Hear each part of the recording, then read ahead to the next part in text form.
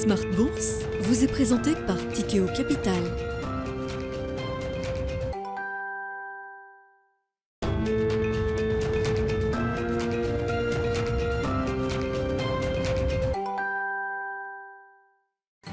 C'est reparti pour Smart Bourse, votre double dose quotidienne de marché en direct sur Bismart. Chaque jour à la mi-journée, 12h30, 13h. Et en fin d'après-midi, la grande édition pendant une heure à partir de 17h, rediffusée à 20h sur Bismart TV.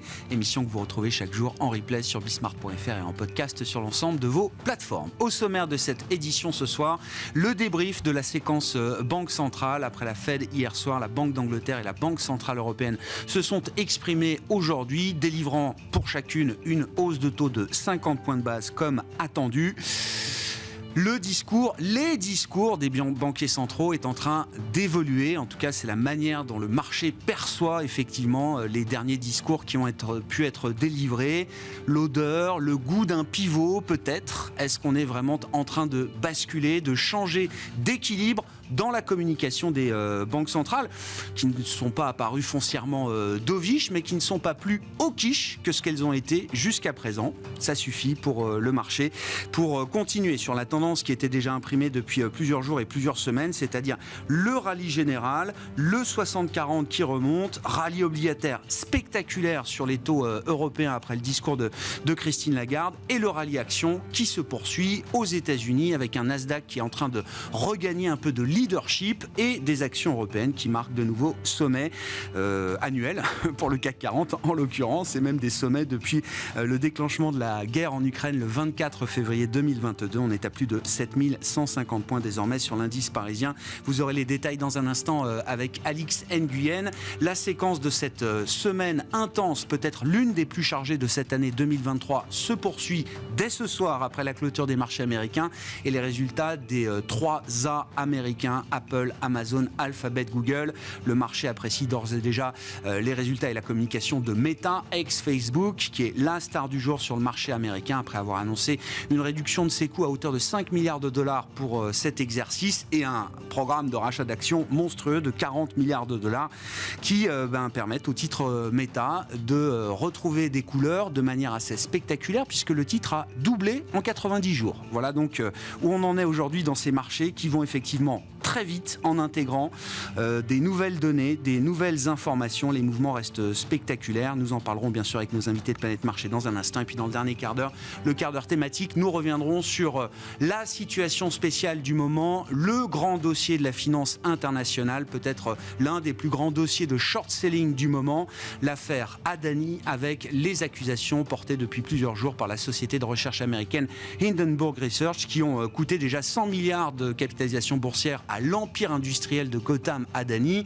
qui a perdu son titre d'homme le plus riche d'Asie. Il avait été même, je crois, brièvement homme le plus riche du monde. Et désormais, ces 100 milliards de market cap qui ont disparu en une semaine. Nous ferons le point avec un spécialiste des marchés asiatiques, gérant action chez Mansartis. C'est Joachim Jean qui sera avec nous au plateau à partir de 17h45.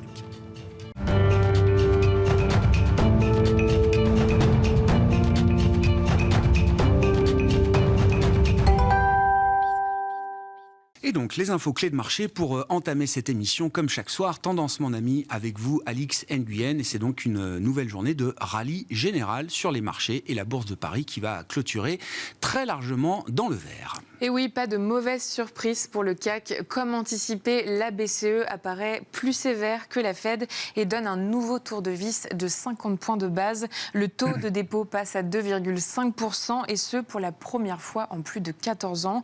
Pour rappel, en juillet dernier, le taux de dépôt était encore en territoire négatif à moins 0,5%. La Banque centrale annonce déjà entendre poursuivre le relèvement de ses taux à un rythme soutenu avec une nouvelle hausse de 50 points de base lors de sa prochaine réunion le 16 mars.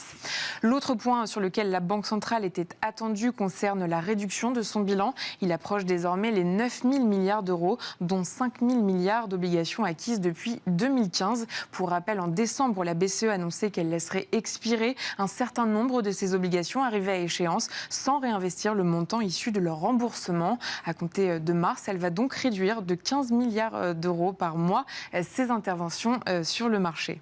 Et puis, autre décision de politique monétaire délivrée aujourd'hui par la Banque d'Angleterre avec un relèvement de son principal taux directeur à 4% désormais. Oui, au sortir d'une réunion pleine d'incertitudes, le comité de politique monétaire de la Bank of England a décidé de relever le taux directeur de 0,5 points à 4%, soit un niveau jamais vu depuis 14 ans. Il s'agit de la 10e hausse de taux d'affilée d'un cycle initié en décembre 2021. Cela représente le resserrement monétaire le plus rapide depuis les années 1980. Pour justifier sa décision, la Bank of England cite la hausse des salaires dans le secteur privé et la hausse des prix dans les services. Les deux indicateurs ressortent en effet nettement plus élevés que dans les dernières prévisions. On retient aussi que le cycle de resserrement pourrait bientôt toucher à sa fin. Bon, et puis du côté des thèmes qui sont en vogue aujourd'hui, les publications d'entreprises, on voit le thème tech et le thème publicité en ligne qui sont plébiscités. On parlait du spectaculaire mouvement de Meta qui gagne quasiment 25%, et à Paris, les stars du jour s'appellent Dassault Systèmes ou encore Publicis. Oui, Publicis clôt un nouvel exercice record. Le groupe publie un revenu net 2022 en hausse de 20%. Le ralentissement du marché publicitaire n'a pas empêché Publicis d'afficher une croissance organique de plus de 10%. Il affiche un taux de marge opérationnelle de 18% en accord avec les attentes du marché. Quant à 2023, le groupe a l'intention de poursuivre son expansion. Il vise entre 3 et 5% de croissance organique sur l'exercice en maintenant sa marge élevée. Et puis Dassault Systèmes publie des résultats supérieurs aux attentes. Sa prévision de bénéfices par action dépasse elle aussi les anticipations. L'éditeur de logiciels se dit en bonne voie pour atteindre en avance son objectif de bénéfices par action de moyen terme. Tendance, mon ami, chaque soir, les infos clés de marché avec Alix Nguyen à 17h en direct dans Smart Bourse sur Bismart.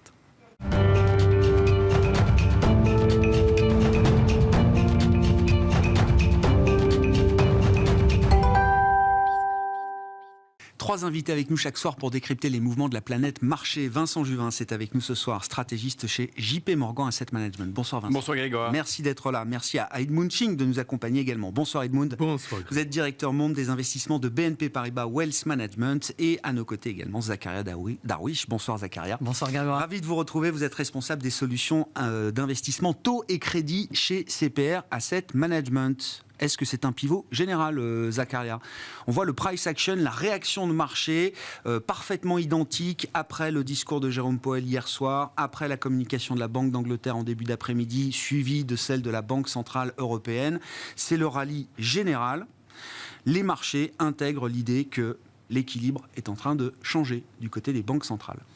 Oui, si on se pose la question, est-ce que c'est un pivot? En tout cas, quand on regarde le pricing de marché aujourd'hui, on est sur la fin du cycle de resserrement et on entrevoit déjà le début du cycle d'assouplissement monétaire. Quand on regarde la communication des différentes banques centrales, on a l'impression qui s'en dégage, et ce qu'on peut retenir comme élément concret, c'est qu'il n'y a plus d'opposition farouche de la part des banquiers centraux à ce pricing de marché-là. On va voir ce qu'il en est, on va voir en fonction. Oui, on est data dépendant. Jérôme Powell, on lui a posé 25 fois la question hier sur les conditions financières, le pricing de marché, l'anticipation de baisse de taux.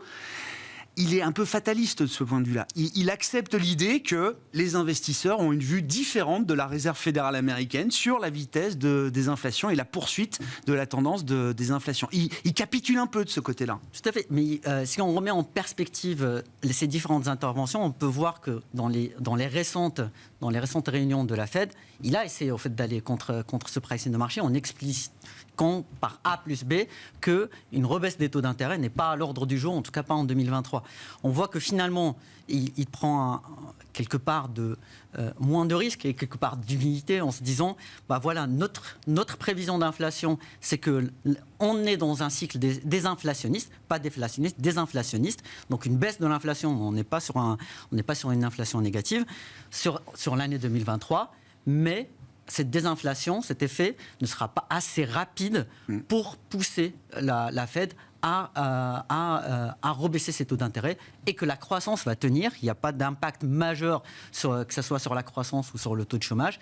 Et du coup, ça ne nécessiterait pas de ressortir de ce territoire restrictif. Et en ne repoussant pas ou en ne cherchant pas à lutter aussi vigoureusement qu'avant contre ce pricing de marché, le marché, lui, il comprend le signal comme un feu vert pour y aller, quoi. Tout à fait. Ouais, non, mais c'est pour essayer de comprendre la mécanique. La réaction des actifs risqués et des marchés de taux, c'est effectivement cela. Quelque part, je pense que du point de vue de Jérôme Powell, en première lecture, ce n'est pas très grave finalement. Mais après, le sujet qui se pose, c'est le sujet des conditions monétaires, financières. Et donc, si on est dans un cycle avec des taux d'intérêt qui rebaissent, des taux justement sur le sujet qui était majeur, c'est l'immobilier, un marché d'immobilier qui était beaucoup trop en effervescence du point de vue de la Fed, et qui commençait à ralentir, qui ralentit même sur les chiffres, on va dire, avancés. Eh bien, en fait, cette baisse des taux d'intérêt pourrait recréer un problème qui, pour l'instant, était bien encadré, on va dire. Edmund, vos premiers commentaires suite à cette séquence Banque centrale, la Fed notamment hier soir. Est-ce que le marché a raison, le marché a toujours raison, mais est-ce que le marché a raison d'intégrer directement le endgame finalement, se disant que jusqu'à présent, la Fed valide la position du marché mois après mois d'une certaine manière? Voilà, je pense que oui.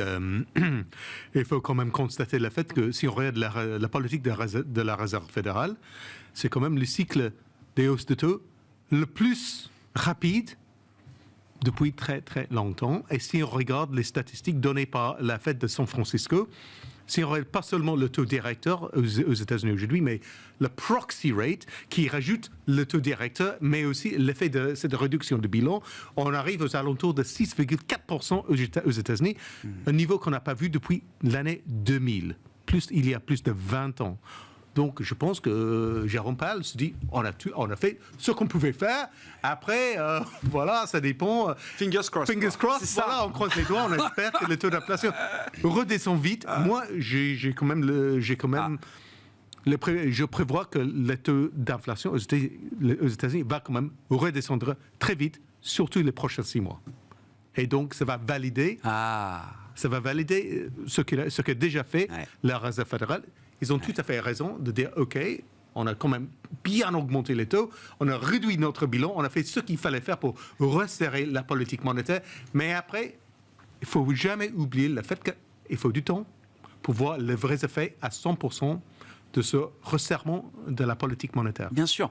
Donc il manque effectivement ce facteur temps, mais vous dites la Fed, même si elle ne veut pas dire que c'est son scénario central aujourd'hui, elle considère aussi le risque que l'inflation puisse continuer de baisser aussi vite que ce qu'on a vu jusqu'à présent, sans forcément faire remonter le taux de chômage. C'est ce qui est spectaculaire, quoi. Non mais, Edmund, jusqu'à présent, le pic inflation globale date du mois de juin, le pic de l'inflation cœur, je crois, c'est septembre aux États-Unis, donc avec un petit peu de décalage.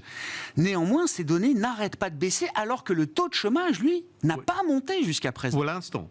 Ah ben oui, mais quand même. Je pense que le taux de chômage va quand même remonter dans les prochains mois, parce que si on regarde les segments qui sont très importants pour l'emploi, par exemple le secteur de construction, mais si on regarde les mises en chantier, ils ont plein de chutes.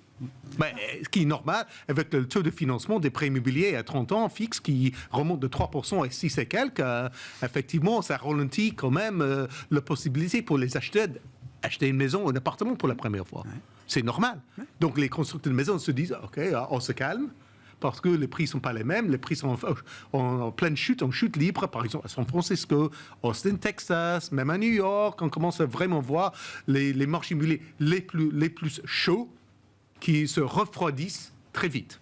Donc, et bon, pour moi, ça va mettre le frein sur le niveau d'emploi, surtout dans les secteurs de construction qui restent quand même un employeur très important aux États-Unis. Bon, Vincent, le thème des pivots revient sur le devant de la scène, là, de manière spectaculaire, après cette première séquence Banque centrale de l'année 2023. Ouais, je crois que j'avais parié sur ce plateau, ou en tout cas j'ai fait sur d'autres, 3% d'inflation fin de cette année aux États-Unis ou en dessous, on y sera. Ça paraissait farfelu il y a encore quelques mois. Bon, je pense qu'on était tous dans le cas de figure. C'est vrai que ça nous place le retour du 60-40. Vous l'évoquiez dans votre introduction. C'était quelque chose que, après la pire année pour le 60-40 l'an passé, on a un retour en force. C'était quand même tout à fait intéressant. Je pense, oui, bonne nouvelle en cascade, hein, l'économie qui s'améliore. En Europe, on l'a vu, le FMI, Eurostat, enfin, je veux dire, sur la croissance, le buzzword de l'année, c'est résilience. Sur l'inflation, ça semble en effet pas mal se passer. Moi, votre remarque sur le marché de l'emploi, je trouve aux États-Unis est particulièrement intéressante. Alors, certes, on a toutes ces questions et je partage en tout cas ce que vous avez chacun évoqué sur ce marché de l'emploi. Jusqu'ici, moi, je suis assez surpris de voir que l'activité, l'emploi dans le secteur du bâtiment aux États-Unis est stable. Et même la confiance, le NAHB au mois de janvier était stable. Moral on a eu des un promoteurs indicateur cette semaine qui était un peu plus faible, mais ça tient, ce qui finalement semble illustrer. Et on voit ces mises en chantier, ces ventes de maisons qui sont en chute libre. Donc, il doit y avoir un report de la construction vers la rénovation ou des choses comme ça. Et par rapport à ce que tu évoquais, Karia, sur cet aspect, il faut ralentir le marché immobilier sur les prix, c'est vrai. Mais finalement, on peut se demander, est-ce que les prix, c'est peut-être pas plutôt une fonction d'une sous-offre de biens immobiliers que réellement d'un emballement, parce qu'on avait des taux trop bas qui ont fait que le marché immobilier était trop... Bon, il y a sans doute un petit peu des deux, mais je n'ai pas l'impression que nécessairement, en relâchant la bride monétaire, on mettrait potentiellement le marché à mal. Donc, mais ce qui est sûr, c'est qu'il n'y a pas une surcapacité d'offres sur le marché immobilier américain aujourd'hui, il y a à l'inverse de 2005-2007. Quoi. Non, il y a toujours une pénurie comme en France. Hein. Voilà. Et comme dans pas mal de marchés européens, malheureusement. Donc il faut construire, rénover, et ça, c'est... améliorer ça met un plancher quand même à l'idée de la récession immobilière profonde. Voilà, celle-là, je pense qu'on l'a déjà discuté assez bien. On voit à la fois que sur les prêts hypothécaires variables fixes, 95% des Américains sont en fixe, que le subprime a quasi disparu. Donc sur cet aspect-là, on ne rajoutera pas au ralentissement conjoncturel une crise immobilière, évidemment, dans la foulée. Par rapport aux autres marques sur le marché du travail, je trouve qu'on est en train de voir quelque chose un peu magique. C'est vrai qu'on ne l'attendait pas, c'est un terrassage en douceur.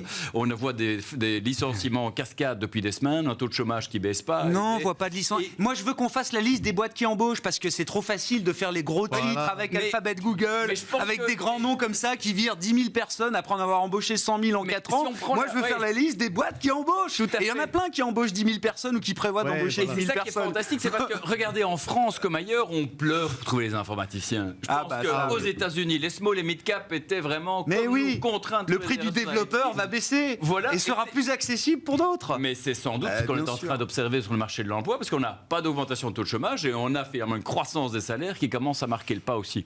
Donc c'est vrai que sur le point économique, c'est évidemment particulièrement intéressant.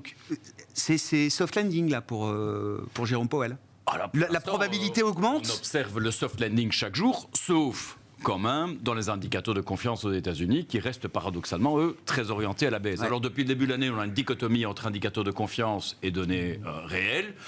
Cette dichotomie, finalement, s'est réduite en Europe. On a vu que les indicateurs de confiance d'activité réelle ont commencé à converger. Aux États-Unis, ça reste quand même un petit peu troublant. C'est cet affaiblissement, notamment sur l'ISM Service ou autre, plus dernièrement, où là, on se demande un peu ce qui se passe, alors qu'on a, pour le reste, beaucoup de résilience également. Quel est le montant de la récession américaine que le marché anticipe? Alors, on le voit, hein, les baisses de taux, ça peut être jusqu'à 200 points de base jusqu'à fin 2024. Ça nous dit quelque chose du montant, de la taille du ralentissement, du slowdown qui arrivera à un moment. Non. Non. Je pense que non, parce que si je regarde le marché de crédit, par exemple, l'écart de spread, notation investment grade ou même high yield, surtout high yield, on n'intègre pas du tout une récession profonde. Mais pas du tout, on est très très loin de ça en ce moment. Donc c'est bizarre, on a des signaux un peu contrariants qui partent dans tous les sens. Honnêtement, c'est un peu bizarre. C'est pas clair. Et vous dites, vous garderiez de monter une stratégie trop forte sur l'idée d'un soft landing à ce stade aux États-Unis? Pour moi, c'est honnêtement entre un atterrissage en douceur ou une récession, mais modeste, technique. D'accord. Je m'en fous. D'accord. Parce qu'effectivement, on évite si on évite une vraie récession profonde où le taux de chômage remonte de 2% voire plus, où vraiment l'activité est quand même sinistrée, là, si on évite ça, on est cool. Non, on a un base case de stagnation. Voilà. Et c'est finalement ce que célèbrent les marchés aujourd'hui. Donc le scénario du pire est évité, comme celui d'ailleurs, celui d'une forte croissance qui reviendrait. On voit, et là, les indicateurs conjoncturels avancés semblent vraiment le confirmer. C'est difficile d'expliquer que le marché, les investisseurs se réjouissent d'une situation de stagnation. Non, mais je passe mes journées à expliquer sur les réseaux, parce que on est au bord de la récession. On vient de prévisions, de consensus d'économistes qui nous prédisaient des baisses de 1, 2, 3 points de PIB peut-être pour la croissance zone euro cette année. C'était il y a encore quelques mois. Donc, Oui, enfin, cette expliquer situation qu'effectivement inconnue, une stagnation, ça peut déclencher un enthousiasme tel qu'on le constate, c'est pas forcément intuitif. Non, non, tout à fait. C'est vrai que l'an passé, on a tous été démunis face à cette crise. On a dû rechercher dans les livres d'histoire, années 70, 2008, 2012. 2012 peut revenir, hein, on en reparlera en Europe dans le prochain trimestre. Mais enfin, pour 2008, ça semble pas être le sujet. Et les 70, on semble s'en éloigner aussi. Donc ça, c'est en tout cas déjà une bonne chose. On n'a jamais aussi peu parlé du risque souverain qu'en ce moment en Europe. Mais on pourra en redire un mot. Parlons de l'Europe d'ailleurs. Bon, Banque d'Angleterre, Banque Centrale Européenne, est-ce qu'il y a des messages un peu communs d'ailleurs? Est-ce qu'il y a un riz de crosse à faire entre ces deux banques centrales aujourd'hui, Zaka? Parce que là aussi, sur la Banque d'Angleterre, on en parlait un peu moins, on en avait beaucoup parlé en octobre pendant la crise des LDI, on en parle un peu moins aujourd'hui, mais là aussi on sent une approche beaucoup plus graduelle. Il y a moins de... Il y a plus volontarisme affiché, automatique, contre l'inflation. Le mot forceful a disparu du communiqué, donc on sent là aussi une approche plus balancée. Oui, mais pour moi, le contexte UK est un peu particulier parce que vu ce qu'on a vécu d'un point de vue fiscal, avec le mini-budget et ses conséquences. Ce qui fait qu'au final... Enfin, en ce moment, en fait, il y a le sujet de la politique monétaire, mais aussi le sujet de la politique fiscale. Et je pense que la BOE ne peut pas tout faire. D'ailleurs, elle voulait lancer son programme de réduction de bilan bien plus tôt et dans d'autres conditions. Bon, finalement, elle a réussi, mais on voit qu'il y a un peu plus de contraintes. Alors qu'en fait, à la BCE, on sent que le sujet principal, ça reste toujours et uniquement l'inflation, la croissance. Finalement, on n'a pas de sujet, on se réjouit du fait qu'on évite une récession profonde, mais il faut rappeler que le mandat principal et unique, c'est l'inflation. Il n'y a pas de sujet, il n'y a pas de, on va dire, il n'y a pas de signal. Il n'y a pas de débat sur l'arbitrage à avoir. Voilà, tout à fait, à aujourd'hui. Et quand on regarde la BCE dans le détail, on a l'impression qu'au final, aujourd'hui, enfin de la conférence de presse, qu'on peut souligner assez confuse d'un point de vue message, mais parmi les choses qu'on peut retenir, c'est que finalement, pour Christine Lagarde, je dirais les capteurs sismiques de l'inflation, c'est deux facteurs, c'est l'énergie et les salaires, les négociations salariales. Sur l'énergie, en fait, au final, tout est parti de là pour l'Europe. Tout est parti de là. Ce n'était pas forcément anticipé. On n'avait pas forcément en tête le fait que le prix du gaz a une implication sur l'électricité et du coup se diffuse de façon aussi large dans l'économie. Et du coup, finalement, ils sont très dépendants de cela. Et ça explique quelque part pourquoi le message de la BCE aujourd'hui est aussi trouble. Et sur le deuxième sujet, c'est les salaires. C'est une négociation salariale, donc on a plutôt sur l'inflation corps et tout ce qui pourrait en ressortir. Et là, on voit que finalement, elle lie dans son discours les négociations salariales à l'inflation headline, à l'inflation totale qui ressort. Et du coup, on est quelque part, on se mord la queue, en fait, quelque part sur ce discours-là. Mais au final, ce sont les deux choses qu'il faut surveiller principalement sur la zone euro. Pourquoi le marché a pris le discours de Christine Lagarde, aussi confus soit-il, comme étant un discours dovish? Eh bien, c'est l'incertitude sur la suite. Quand on regarde les dernières déclarations de la BCE, ils nous avaient ancrés dans un scénario où l'inflation, elle est à 3 fois l'objectif, donc il n'y a pas de sujet, de ralentissement, de resserrement monétaire. Il faut qu'on aille très vite, il faut qu'on aille très fort, il faut qu'on aille en territoire restrictif. Rien d'autre ne compte. Et puis en fait, on arrive avec un discours de oui, on vous avait dit on monte 2 fois de 50, donc on va monter aujourd'hui de 50, probablement la prochaine fois de 50, mais bon, probablement... We intend to. Voilà. We intend to. Intend to, c'est un mot très fort, mais en même temps, ça ne veut pas dire nous allons faire, c'est ce qu'on nous pensons aujourd'hui. C'est pas irrévocable. C'est pas irrévocable. C'est fort, mais c'est pas irrévocable. Tout à fait. Et surtout pour la suite, dans un contexte où on voit des pauses dans chez toutes les autres banques centrales, ce type de discours-là ancre quelque part l'idée que la BCE aussi va se mettre bientôt en mode pause. Bon, il y a le discours des banques centrales. Beaucoup d'entre elles ont quand même bien détruit leur forward guidance ces derniers mois. Non, mais je veux dire, du coup, on a presque l'impression que les marchés n'écoutent plus ce que disent ni Jérôme Powell, ni Christine Lagarde. Christine Lagarde, elle parle à peu près tous les jours. Oui. Je veux dire, là, elle essaye de nous dire que le job n'est pas fini, qu'il y a encore du ground to cover, etc. le marché, il y voit la même situation qu'ailleurs, et donc... non, mais je pense que les actions montent. Je suis d'accord avec Zakaria. Enfin, surtout en Europe, le moteur de l'inflation, c'est principalement le prix de l'énergie, oui. qui contrôle pas du tout la BCE. Donc, oui, on augmente les taux ou pas. Est-ce que ça va impacter le prix du gaz, le prix du pétrole, le prix du diesel? Ah ben non. Donc, ils n'ont pas la main sur le moteur de l'inflation en Europe aujourd'hui. Aux États-Unis, c'est un autre sujet, parce que les augmentations de salaire, c'est vraiment un sujet là-bas. En Europe, un peu moins. Effectivement, on subit toujours les effets secondaires dans tout ce qui est inflation core, effectivement, des prix d'énergie. Mais la bonne nouvelle, c'est très simple. Les prix baissent. Mais bien sûr. Les prix baissent. Mais peut-être pas pour nous, les ménages, aujourd'hui, mais à un moment donné, ça va avoir un impact plutôt positif pour les ménages aussi. Bien sûr. Surtout à la fin de l'hiver. On n'est pas trop loin, il fait assez doux à Paris aujourd'hui. Si, par exemple, fin février, on a la température qui remonte, le besoin de chauffage baisse. Ah voilà, et les prix de gaz peuvent baisser aussi. Et ça c'est une bonne chose pour nous, mais aussi pour le taux d'inflation pour les prochains mois. Bien sûr.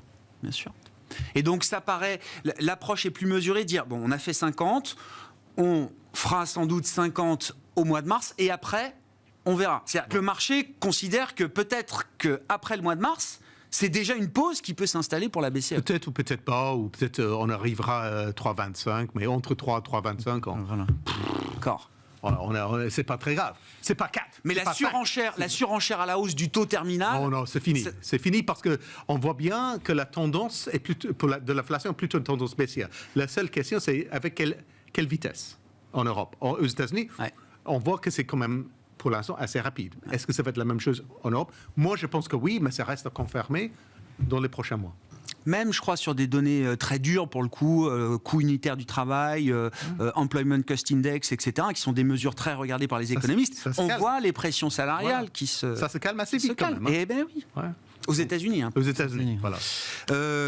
Côté européen, là aussi, vos commentaires. Et puis, parlons, parce que la nouvelle étape pour la BCE, c'est aussi d'engager la réduction passive du bilan. Donc, les chiffres ont été confirmés. Ça commence progressivement à partir du mois de mars. En juin, on réévaluera la situation. Ça nous ramène au risque souverain. C'était le constat qu'on dressait il y a quelques minutes avec vous. On n'en parle plus de ce risque souverain. L'Italie a disparu de la carte.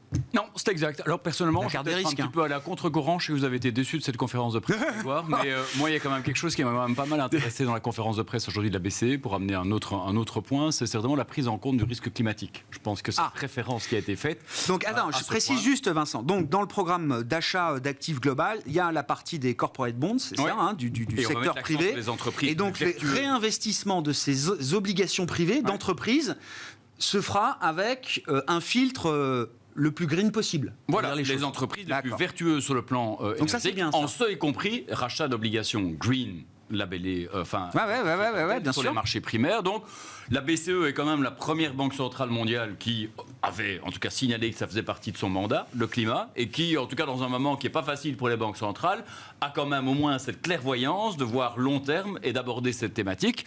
On a eu des marchés obligataires qui étaient à la peine l'an passé. C'est un marché obligataire qui se développe bien en Europe, en Chine, partout dans le monde. On avait encore 500 milliards d'euros d'émissions l'an passé. Je pense que face aux enjeux de la transition énergétique que la guerre en Ukraine a mis en exergue, que notre crise énergétique a mis en exergue, en tout cas intéressant de voir la BCE s'engager en tout cas dans cette voie, alors que c'est vrai qu'elle est sur tous les fronts, et notamment on va revenir sur ce front en tout cas de la situation, en tout cas des risques souverains. Donc, pas tellement à ce moment un problème de la BCE, mais que d'abord un problème au niveau de la Commission européenne. Le Covid, c'est fini, je crois que maintenant on peut se le dire. Donc c'est vrai que finalement le quoi qu'il en coûte, on oublie de regarder un petit peu l'état des finances publiques, c'est fini aussi. D'ailleurs, les investisseurs s'y réintéresseront peut-être un jour aussi. Alors c'est vrai que Mélanie semble faire, en tout cas fait pas débat pour les investisseurs pour l'instant, mais ça pourrait revenir. Et il y a déjà des discussions préliminaires à Bruxelles sur, en tout cas, les mécanismes d'ajustement des budgets européens. Et ça s'annonce évidemment particulièrement compliqué. Donc ça va quand même revenir au centre de l'attention pour les investisseurs. Et légitimement, on a quand même une banque centrale qui certes va monter moins les taux, tant mieux. Donc le 3,5 qu'on attendait jusqu'à peu remis en question, donc 3,1, pas mal.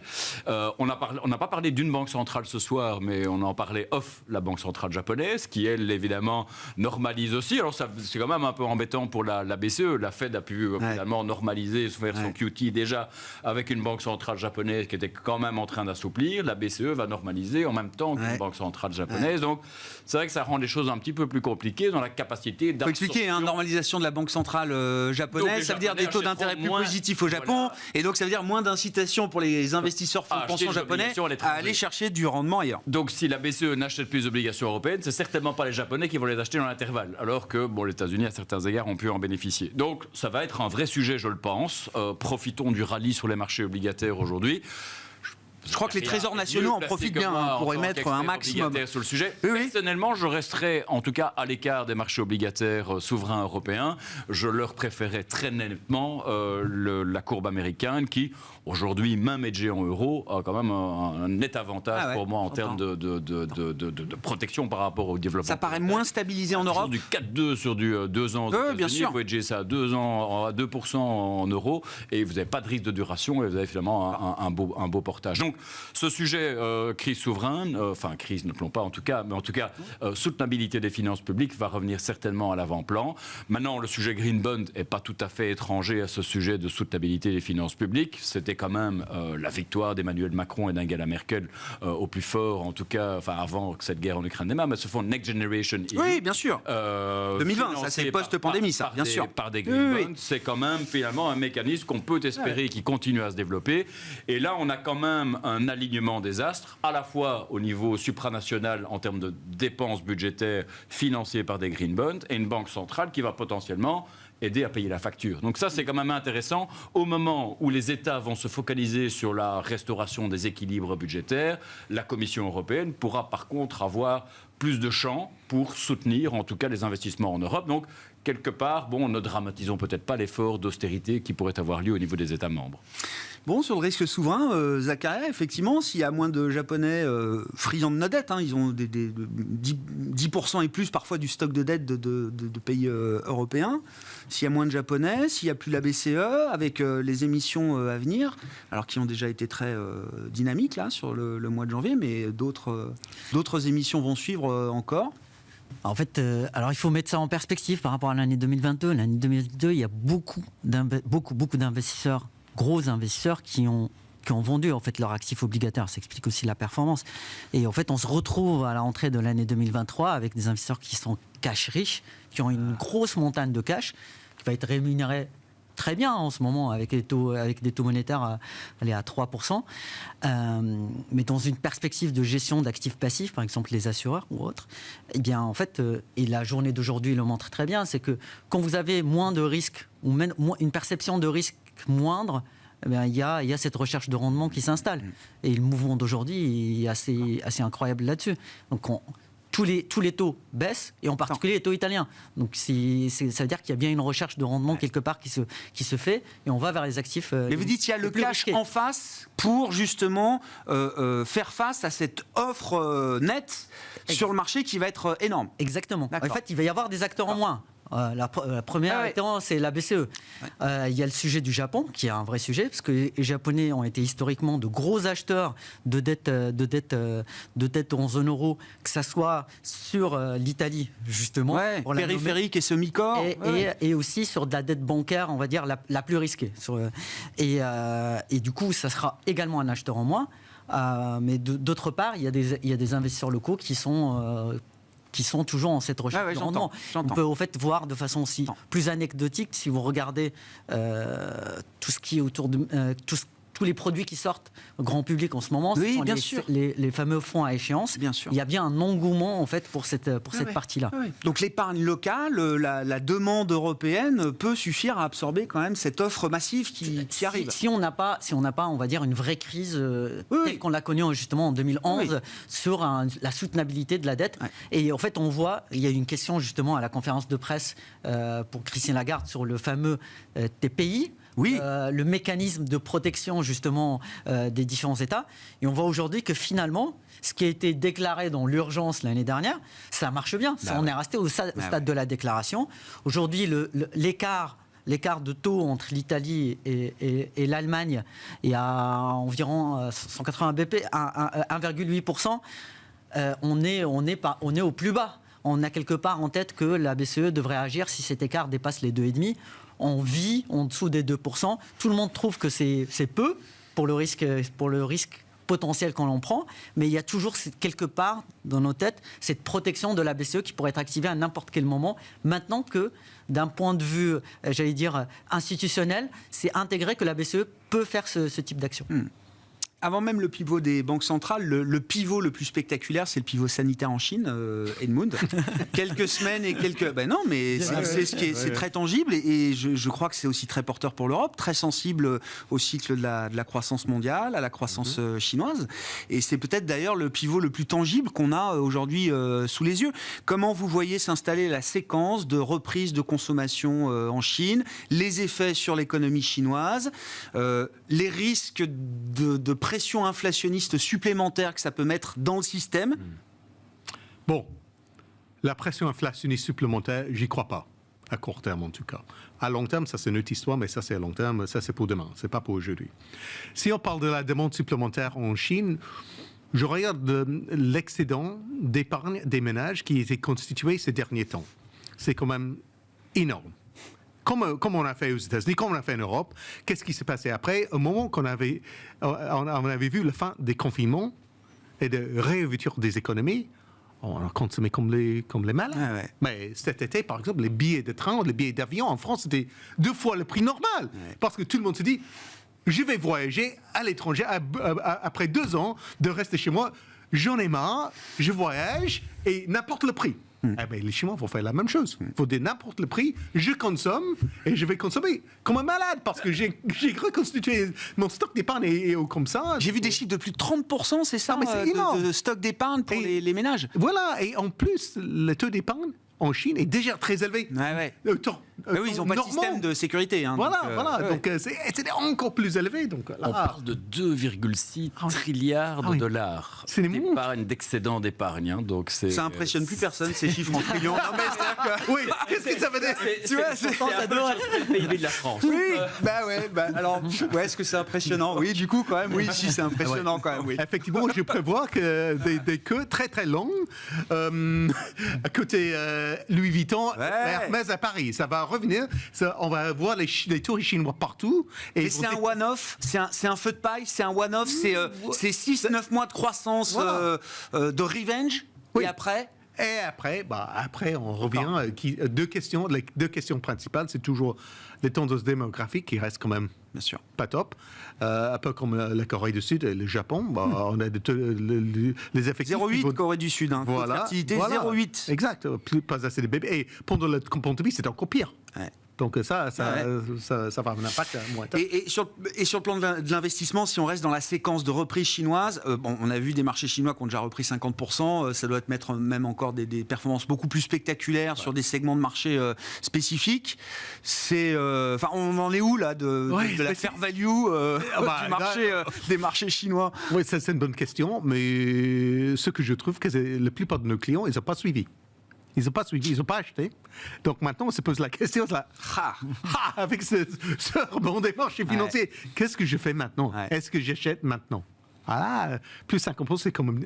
Psychologiquement, c'est super difficile. Qu'est-ce que vous leur dites aux clients Si vous me posez cette question, c'est votre job.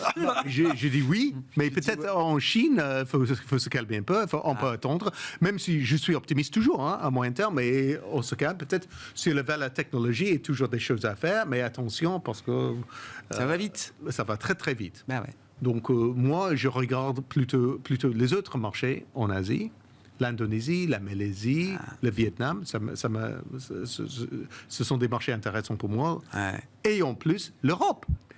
Ce qui est vrai, en dehors de l'Europe, les investisseurs détestent l'idée d'investir en Europe, surtout dans les actions.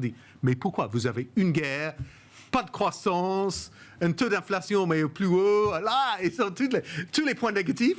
Et sont où les points positifs?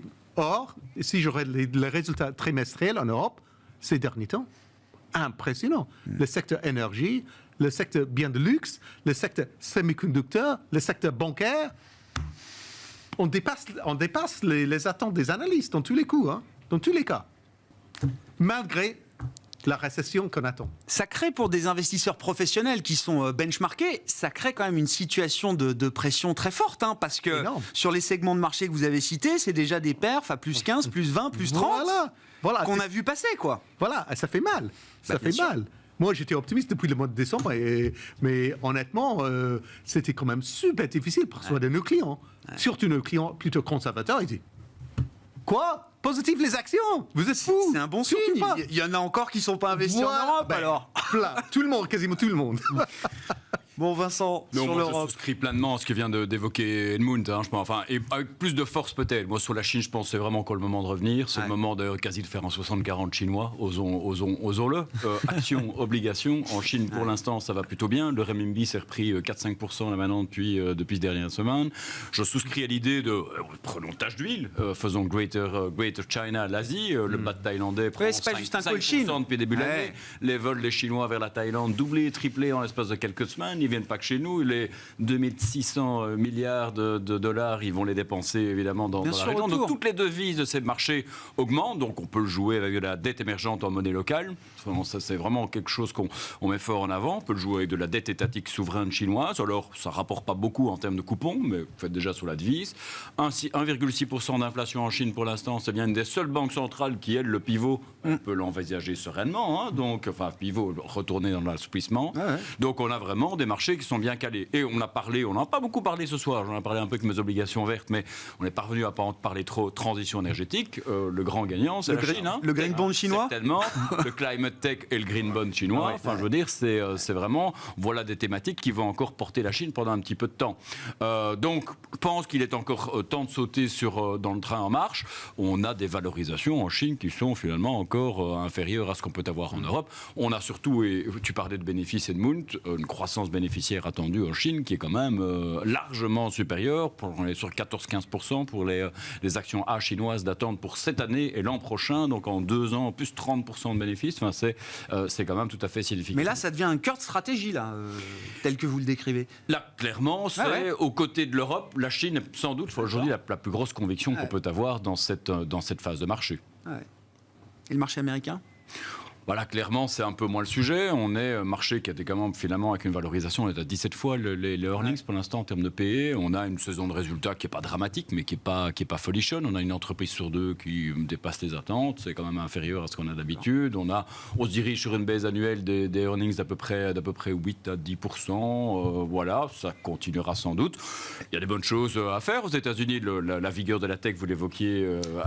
Moi, ce qui m'intéresse, c'est le rallye du Nasdaq là qu'on a vu se déclencher il y a 15 jours, avec un rattrapage spectaculaire. Est-ce que c'est un rallye qu'on a envie de chasser, par exemple En tout cas, on a des entreprises qui ajustent leur structure de coût. On le voit malheureusement avec des licenciements en cascade. Je pense que c'est salué par le marché. On a des entreprises qui, dans 80% des cas pour la tech aux États-Unis, font mieux que les attentes. On a des entreprises où la baisse des EPS sur un an est sensiblement moindre. On est sur 5% de baisse par rapport à 10% pour le marché pour l'instant. Donc, plus de résilience dans cette phase-ci. Et on les achète au rabais par rapport à il y a un an. On voit la réaction de marché sur Meta. C'est spectaculaire. Dès qu'il y a un peu de mieux dans un groupe comme Meta... Je ne m'exprimerai pas sur la valeur. Non, mais c'est l'exemple du jour. Mais il n'y a jamais eu de remise en compte des business models l'an dernier. Peut-être plus d'inquiétude ou d'interrogation oui, pour certains. Meta, parce qu'on parle évidemment d'une nouvelle technologie, d'un nouveau monde potentiellement. Donc on verra évidemment la rentabilité de celui-ci.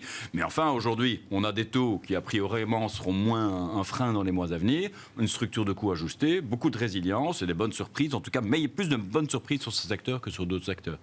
Bon, dans le monde obligataire et du crédit, Zakaria, donc derrière le bond is-back que tout le monde a essoré à travers toutes les conférences de rentrée et réunions annuelles, comment on peut détailler un peu justement les opportunités qu'il y a ? Est-ce qu'on a envie de reprendre de la duration, par exemple ?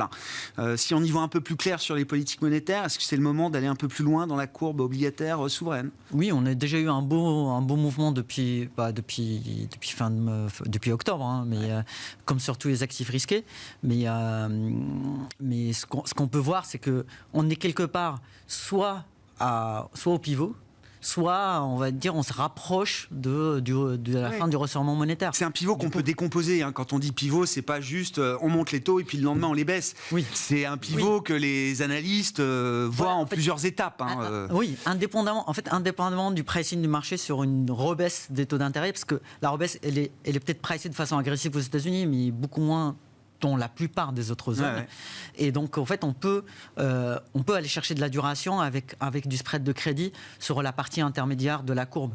Et quelque part, en fait, vous êtes rémunéré pour le risque de crédit. Vous êtes moins sensible que si vous êtes sur la partie courte à une mauvaise surprise, on va dire, sur l'inflation, parce que ça tendrait plutôt à aplatir encore plus la courbe. Et si le mouvement qu'on a vu aux États-Unis peut être une indication pour l'Europe, on peut plutôt s'attendre à aller chercher de la partie longue de la courbe pour jouer justement encore plus cet aplatissement. Il y a encore de la valeur dans le crédit. Il n'y a pas de pricing de récession profonde. Ça serait vraiment un scénario adverse mauvais pour que ce soit crédit IG ou high yield. Mais en fait, quand on connaît les taux de défaut sur le crédit IG de bonne qualité en zone euro, on se dit qu'aujourd'hui, on est bien grassement rémunéré pour ce crédit-là. Et du coup, ça justifie vraiment d'aller chercher du portage sur ce segment de la courbe. Merci beaucoup, messieurs. Merci beaucoup d'être avec nous et d'avoir été avec nous ce soir pour Planète Marché. La séquence n'est pas finie et la journée n'est pas finie. Donc Apple, Amazon, Alphabet ce soir après la clôture. Et la semaine n'est pas finie. Demain, rapport sur l'emploi aux États-Unis. Hein. Quand je vous disais que c'était la semaine peut-être déjà la plus chargée de cette année 2023. Et ce sera peut-être à la fin de cette année une des semaines qui aura été les plus intenses. Ça veut dire qu'il y a encore du boulot. Jusqu'à demain. Merci beaucoup Vincent Juvin, JP Morgan M, Edmund Ching, BNP Paribas Wealth Management et Zakaria Darwish, CPR Asset Management.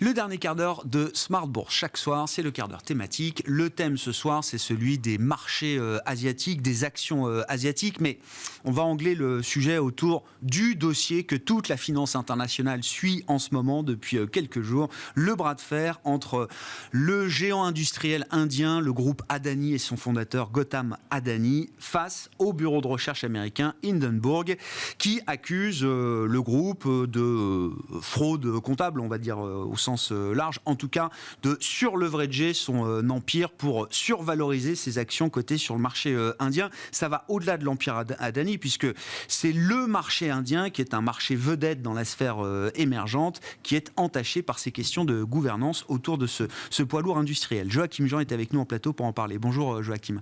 Bonsoir. Vous êtes gérant action asiatique chez Mansartis. Bon, l'affaire Adani-Hindenburg, toute la finance internationale regarde évidemment ce dossier. Alors, il y a beaucoup de gens qui sont impliqués, effectivement. On parle d'un empire massif. Gautam Adani, je crois qu'il a été même brièvement, il y a quelques mois, l'homme le plus riche du monde. Il était l'homme le plus riche d'Asie, l'homme le plus riche d'Inde, et il a été à un moment l'homme le plus riche du monde.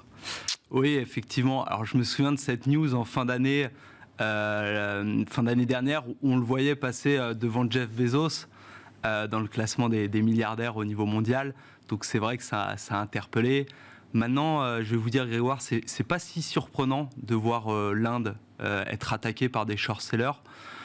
Pourquoi ? Parce que c'est un pays assez sensible.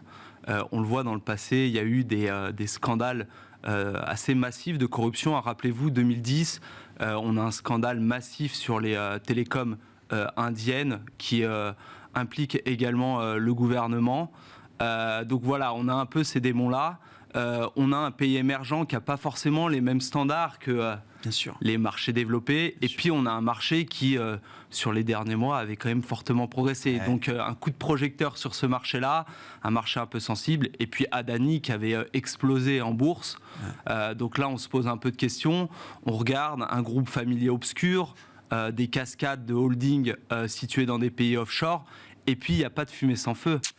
Adani avait déjà été cité à plusieurs reprises par le passé dans des enquêtes pour corruption. Ouais.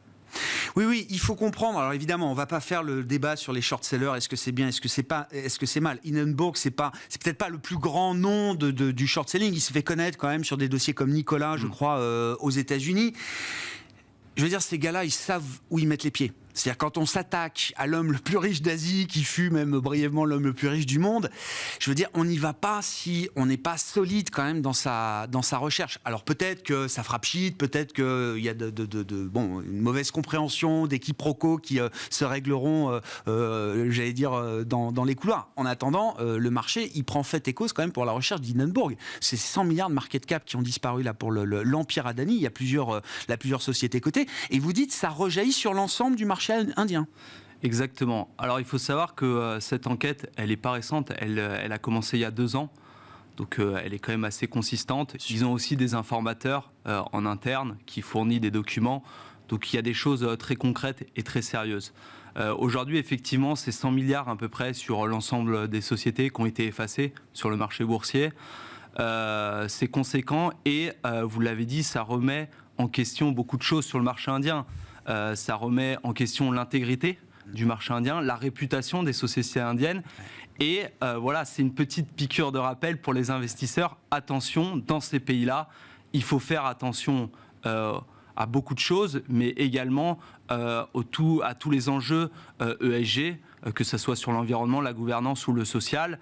Et donc voilà, on se retrouve aujourd'hui avec un marché très intéressant, avec des perspectives à long terme très intéressantes, mais où il faut être extrêmement sélectif et prendre en compte des critères extra-financiers dans l'analyse de ces sociétés. Et comme vous l'avez très bien rappelé, effectivement, il ne faut pas porter de jugement sur un écosystème économique qui fonctionne entre monde des affaires, monde politique.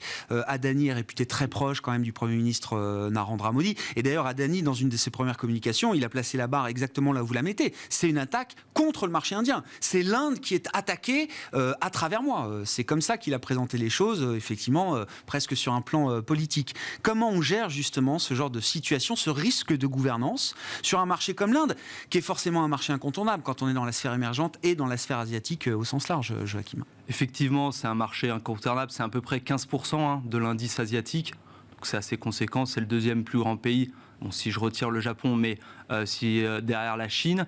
Alors qu'est-ce qu'on fait? On est aussi aidé, hein. Il y a des fournisseurs de données extra-financières très spécialisés avec des équipes d'analystes, donc qui ont l'habitude aussi de traiter ces marchés-là.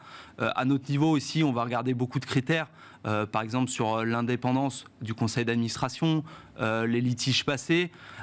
Et puis je vais vous dire quelque chose, chez Mansartis, nous n'aurions pas pu investir dans les entreprises d'Adani, puisque par exemple l'entreprise donc, Adani Enterprise, qui est une des entreprises du groupe, est déjà flaguée avec un risque de controverse très élevé. Pour d'autres raisons, pas des raisons de gouvernance, mais des raisons environnementales sur un projet notamment en Australie. Donc voilà, il y a des garde-fous, on ne peut pas les bloquer à 100% ces risques-là, mais on met en place des garde-fous et on est extrêmement vigilant sur ces points-là.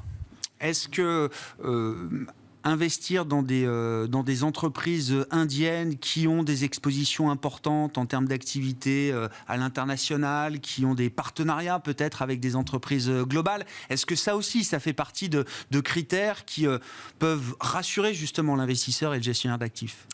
Effectivement, ça peut aider, ça peut rassurer. Je prends l'exemple de 2 valeurs cotées en Inde. Hindustan Unilever et Maruti Suzuki.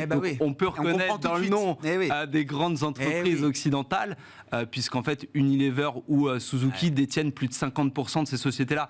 Donc on se doute que derrière, il y a une veille plus importante de ces sociétés-là sur ces filiales indiennes. Donc voilà, c'est également des éléments qui peuvent aider à accéder au marché indien sans prendre trop de risques d'un point de vue de la gouvernance. Ce qui est intéressant, c'est que ce thème de la gouvernance, quand je discute avec des investisseurs, des gérants d'actifs spécialisés sur l'Asie, et quand je dis Asie, c'est pas juste l'Asie émergente, c'est aussi le Japon. Et c'est d'ailleurs un marché dont on parle de plus en plus depuis quelques temps, Joachim. Le thème de la gouvernance, c'est un thème intéressant. Alors, ça peut être un risque négatif, en l'occurrence, là, l'affaire Adani le rappelle, mais ça peut être aussi un risque positif. C'est-à-dire l'idée qu'il y a une amélioration de la gouvernance, de la prise en compte des intérêts l'intérêt alors des stakeholders, mais aussi des actionnaires minoritaires qui évoluent dans ces pays. Oui, vous avez raison. Alors le Japon, je pense que c'est un exemple très concret, puisque la gouvernance au Japon a été longtemps pointée du doigt.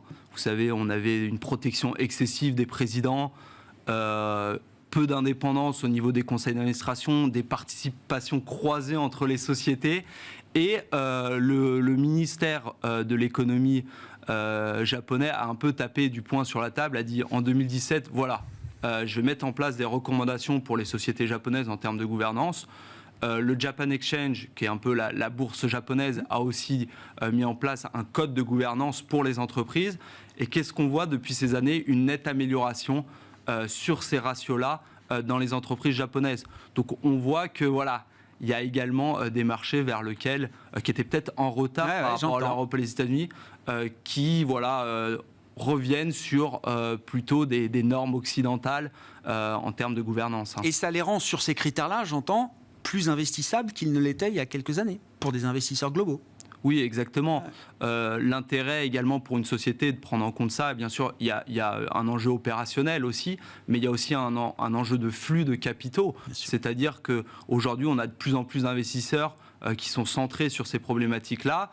Et demain, qui sait, peut-être qu'on aura une partie assez conséquente de la cote qui ne seront plus du tout regardées pour des raisons extra-financières. Donc il y a aussi un enjeu de flux de capitaux vers ces sociétés-là.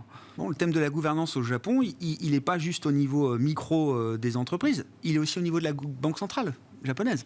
Ça va être un des grands sujets des prochaines semaines, puisque le dernier mandat du gouverneur Kuroda se termine fin mars, si je ne dis pas de bêtises. Voilà, il s'arrête fin mars. Et alors, donc, ne me demandez pas, je n'ai pas le successeur. Je n'ai pas le successeur encore. On le découvrira ensemble, Joachim. Mais le seul fait que Kuroda termine ce mandat et soit suivi par quelqu'un d'autre, ça entretient une spéculation sur l'idée que la Banque du Japon va bouger le réglage de sa politique monétaire, ce qu'elle a déjà commencé à faire d'ailleurs. Exactement. Alors, on avait eu une petite surprise en décembre, on ne s'y attendait pas, un ajustement sur le mécanisme de contrôle de la courbe des taux. On a vu une réaction assez forte du marché. Voilà, oula, attention, on commence à sortir de cette politique ultra accommodante. Derrière, Kuroda, il dit quoi? Il dit non, pas du tout, ça prend pas du tout en compte la conjoncture économique, ça prend pas du tout en compte l'inflation qui est certes au-dessus de l'objectif de la BOJ, mais qui va revenir en dessous de l'objectif dès 2023, puisqu'en fait, on n'a pas de hausse de salaire qui sont nécessaires pour entretenir cette inflation-là. Du coup, les investisseurs sont un peu penchés entre c'est du bluff, qu'est-ce qui va nous réserver jusqu'à la fin de son mandat? Très honnêtement, on a peu de visibilité. Aujourd'hui, on voit que la Banque centrale japonaise lutte pour maintenir ce mécanisme en place et qu'on a des investisseurs qui sont plutôt dans la spéculation d'un début de sortie de politique ultra accommodante. Ça peut être un moment favorable pour l'investissement action au Japon. Enfin, quelle peut être la mécanique entre l'idée peut-être que la Banque du Japon va bouger et l'évolution du marché action japonais? Alors, il y avait des catalystes plutôt intéressants avant même cette évolution dans l'évolution de la politique de la Banque centrale japonaise. On avait une reprise de la consommation en décalé par rapport à l'Europe et les États-Unis. On l'a toujours. On avait une reprise aussi dans le secteur des services. Et puis aussi, on attendait le retour des Chinois qui vont venir, on l'espère, dépenser au Japon, je pense, à partir de l'été, et qui va apporter un second souffle au marché japonais. L'impact aujourd'hui de la Banque centrale japonaise, il est principalement sur la devise. On le voit, une forte appréciation du yen. Ouais. Alors, on le voyait il y a quelques mois, c'était une préoccupation, la dépréciation du yen. Aujourd'hui, c'est une autre interrogation, c'est comment vont se comporter les sociétés exportatrices avec une forte appréciation du yen. La réponse, c'est que sur le premier trimestre calendaire, on a toujours un effet de base assez favorable pour ces sociétés-là, puisque en fait, lorsqu'on regarde le T1 2022, on était sur des niveaux encore inférieurs. Maintenant, les sociétés japonaises vont aussi donner leurs perspectives pour l'année 2023. Donc, on va voir comment elles prennent en compte l'évolution de la devise japonaise. Ouais, sachant que le niveau de faiblesse du yen atteint en 2022 devenait malgré tout un problème aussi pour les grands groupes japonais.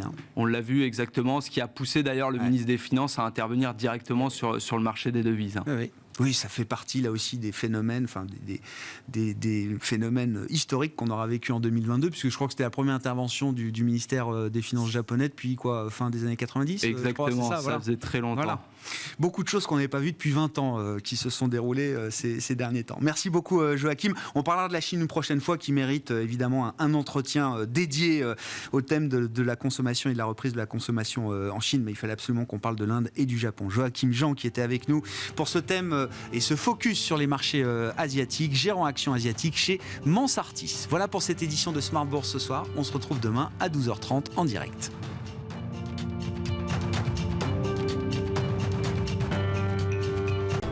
Smart Bourse vous a été présenté par Tikeo Capital.